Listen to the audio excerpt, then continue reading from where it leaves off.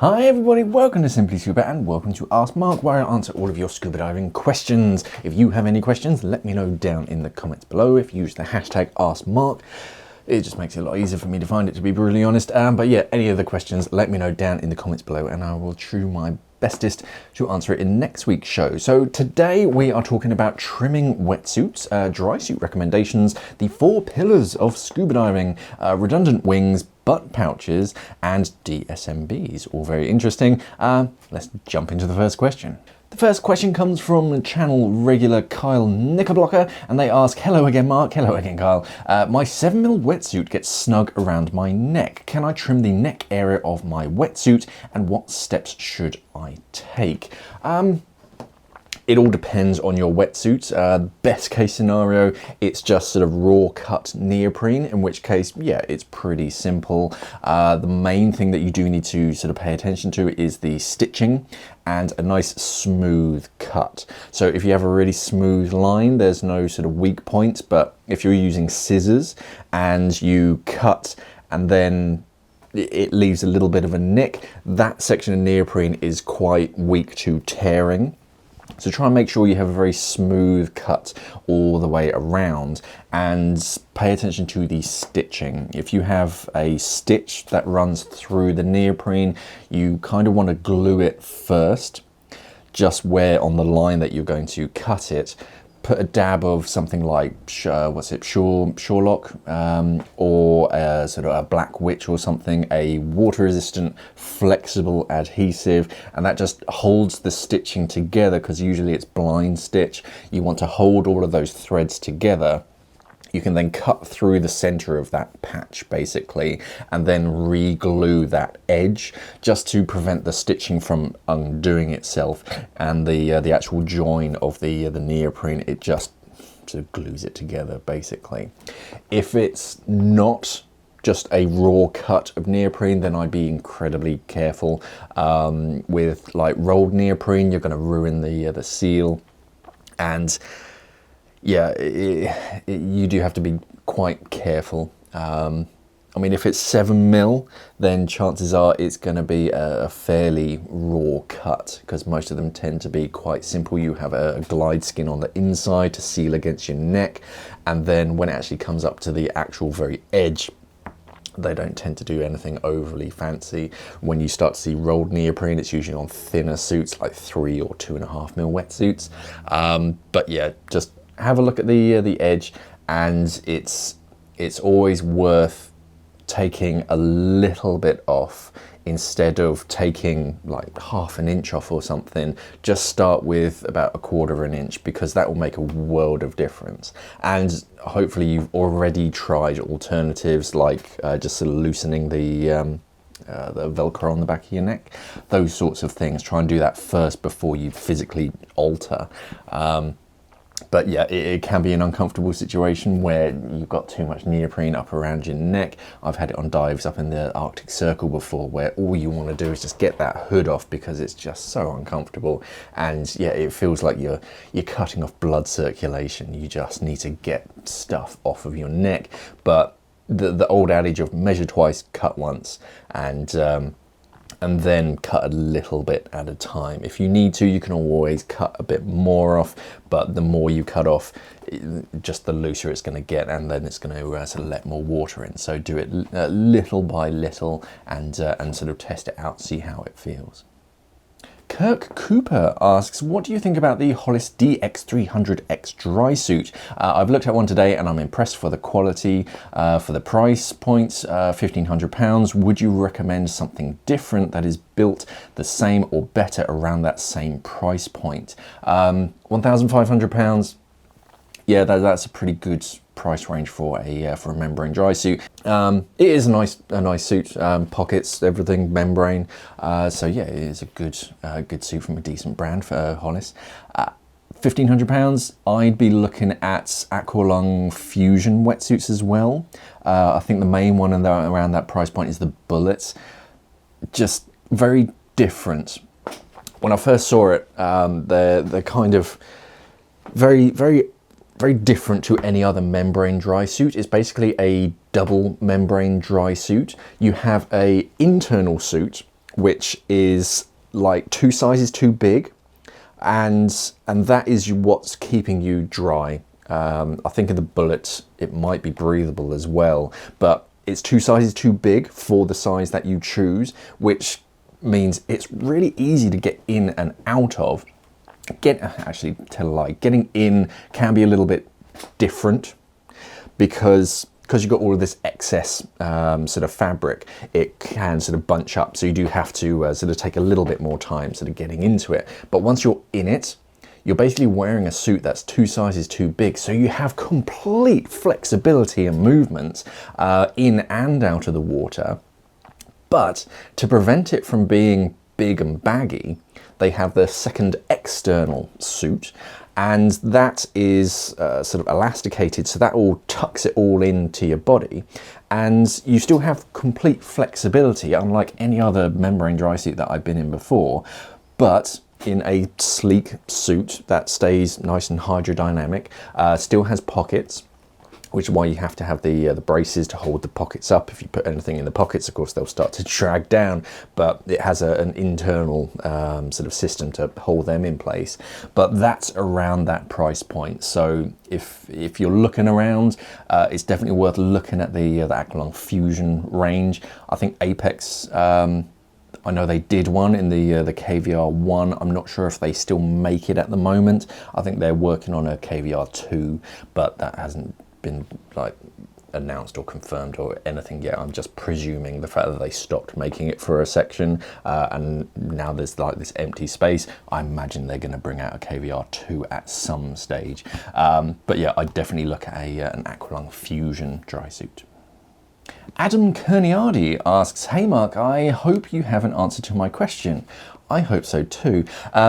I've been implementing the 4 pillars of scuba diving: breathing, buoyancy, trim, and propulsion as a basic mindset for a diver. Great. Now I'm curious, is it a general basic knowledge or is it copyrighted by any agencies? I don't know, to be honest.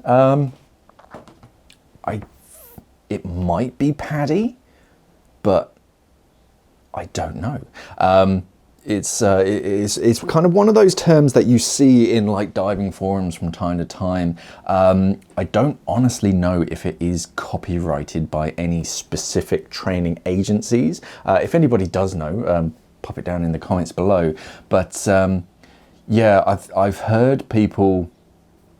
You see it in comment sections every now and then, the four pillars of scuba diving, but they do change from time to time, and I've seen 3 pillars, I've even seen 5 pillars. Someone was saying that organization or like planning was the 5th pillar of scuba diving, but I don't think it's specifically one particular training agency, or at least not one that doesn't sort of jump out. I mean, I'm a former PADI instructor. I used to be a PADI instructor, and that doesn't ring any particular loud bells in the back of my mind of, oh yeah, this is a PADI, the 4 pillars of such and such.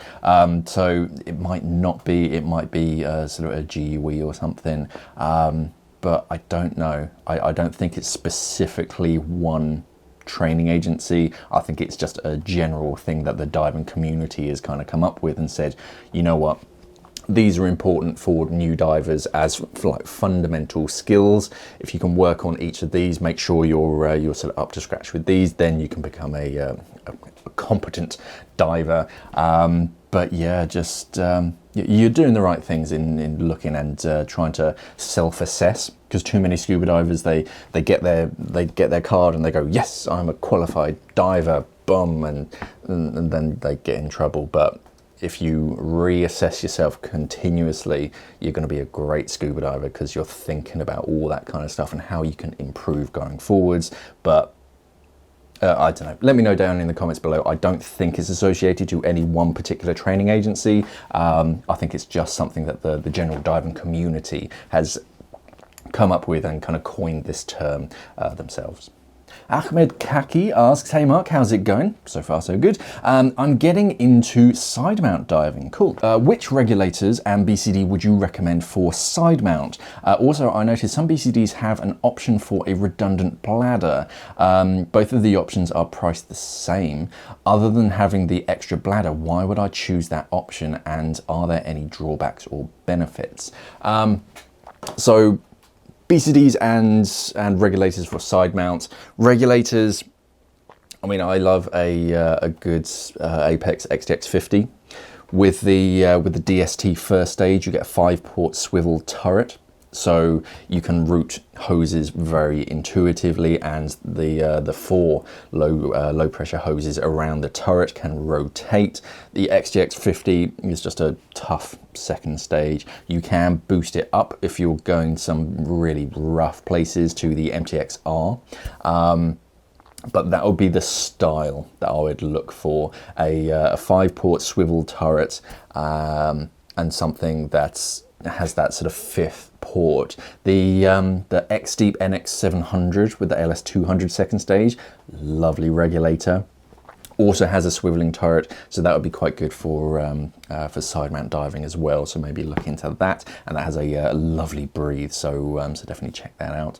BCDs, look for something like the X-Deep Stealth, or the Apex WSX 25 or the 45 if you want a larger wing, just because that's how modern side mount divers do it. They've kind of settled on that trapezoidal diamond shaped wing, a one size fits all harness that you adjust to yourself, and that's sort of spinal weight pouch section, so you can control where your lead is, whether it's up around your shoulders or a little bit lower. That sort of makes a world of difference. Redundant bladders, I'm impressed that they're the same price. What strikes, normally the redundant one is more expensive, not twice as expensive, but a lot more goes into it. So I'm wondering if that's a website error, or they've had it for a while. They're quite niche, redundant bladder BCDs, so maybe they're just trying to get rid of it, which suits you pretty fine. The main benefits are in just that, the redundancy. It's all what if that bladder or that inflator fails for whatever reason on a dive. If you're diving in just a wetsuit, then you need some other way of controlling your buoyancy. Some people use a lift bag, but more as a sort of emergency buoyancy. But if you have a redundant bladder, if the first one fails, if it's punctures or whatever, then you have that second one. You have one inflator, if it's side mount, the inflator comes in different places, but for a back mount, you normally have one inflator that comes over your left-hand shoulder, and then a second inflator hose that connects kind of down the right-hand side of your back, and then you can use that inflator hose to control your buoyancy. It's all a just in case. They're a completely redundant sort of buoyancy compensating device. You do need that extra hose, so you do have a sort of an extra low pressure inflator hose. But with a lot of divers, if they're diving in a dry suit, you end up using your dry suit as a redundant buoyancy control device. You can still inflate and deflate your dry suit to control your buoyancy should your buoyancy control device actually fail. So they are nice. In very select training agencies and corridors do they sort of require a redundant bladder, but it's always worth double checking whichever training agency you're going sort of through first before investing in something, because the last thing you want to do is buy all this gear, you sort of set it up yourself, you sort of put your heart and soul into sort of assembling it, and then you turn up at the dive site and then your instructor goes, that's all wrong, you're going to need to buy this, that and the other. So just have a chat with them if you're going down that route. But yeah, the main benefits are that redundancy. So if you're just diving in rash vest or in a wetsuit, it gives you that extra control of buoyancy should something go wrong in the unlikely event. The main drawbacks is, I suppose, is extra failure points. It's something else that could go wrong. but you're covering yourself should something else go wrong. It's one of those sort of things. Some people sort of swear by them, others just have a different redundancy. I tend to use my drysuit as my redundant buoyancy device. Some bring down a lift bag, so you can attach it to yourself and then control your buoyancy in emergency with your lift bag should you need to. Otherwise, yeah, you can get redundant bladder. It's just a separate internal bladder inside of a sort of external shell, and you only ever use it should your primary fail. Angelo asks, I recently took a back mount course with a UK diver who uses X-Deep gear and advocates the use of a side mount back pouch for storing what would typically go in thigh pockets. His main focus is side mount, I can tell. I'm considering this for my Ghost to use travel recreational diving. This is probably unique to X-Deep BCDs, not all however, since deployment requires the Y-shaped crotch strap. Thoughts? Thank you. Yeah. So this is very much a side mount thing. You can use it with back mount. You just need to sort of adjust your setup. You can add extra sort of sections into that sort of lower port. So what we're talking about is a butt pouch. I don't think I own one, to be honest. It's just a small pouch. Sometimes they're like expandable to allow for extra storage, and they have 2 D-rings in the upper corners, 2 double enders, and they just clip to usually 2 D-rings or some kind of attachment points in the small of your back, so that the pouch just sits on top of your bum, basically. That's why we call it a butt pouch. And for side mount diving, that's great. Normally with side mount, if you have a decent sized cylinder on one side, it kind of gets in the way of a thigh pouch. But if you can't quite reach those thigh pockets, then the smaller your back is a quite logical place. It's quite out of the way as well, especially if you're diving in overhead environments. There's nothing to get caught on because it kind of sits down almost between your legs. You don't notice it, but yeah, it does often require those 2 attachment points just to hold it in place. You basically put stuff in it from your thigh pockets instead of in the thigh pockets. You put it down there. It's out of the way. You can like rummage around in the water if you know where something is, or you can unclip it, pull it in front of you, get whatever it is, zip it back up, and then clip it back in place, and then use whatever the tool you require. For back mounts, you can. The main downsides are going to be when you're sitting down and like de-kitting, because whenever you sit down, it's basically going to get in the way or get crushed by your tanks.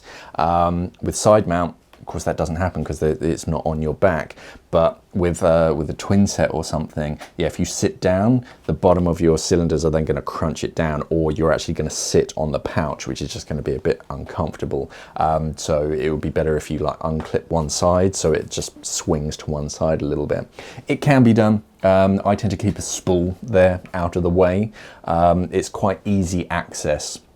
It's naturally where your hand kind of reaches behind your back to be able to feel for it, unclip it, and then sort of utilize it, and reclipping it is quite intuitive. It's exactly where you want it to be. I do like the X-Deep sort of Y shape. It does make it a lot easier. It doubles your storage, or if you have a butt pouch, you do have those 2 D-rings. Yeah, I'm all for it. If it works for you, great.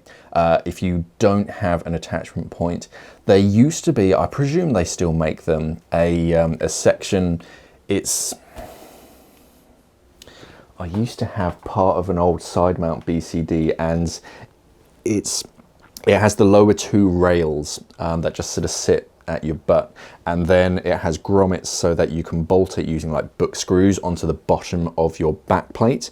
That sort of extends it a little bit and just adds extra attachment points. I've seen some divers use it, and they just like bungee a lift bag just there out of the way. So even if your cylinders do sort of sit on top of it, it's not the end of the world. You're not going to break it. So yeah, it is unusual, but it does exist, and I have seen people use it. So yeah, play about with it. Personally, I just prefer thigh pockets. I like that I can see and feel in front of me, but yeah, I do often store stuff on that sort of back D-ring, so go for it. Tazkul asks, Mark, do you like to keep your reel and DSMB together or keep them separate? I think that's an autocorrect typo there. Yeah, so DSMBs and spools, I typically leave them as separate entities when they're in my pocket. The main reason is it can get quite cumbersome and clustered when you're trying to like lock off the bolt snap. So my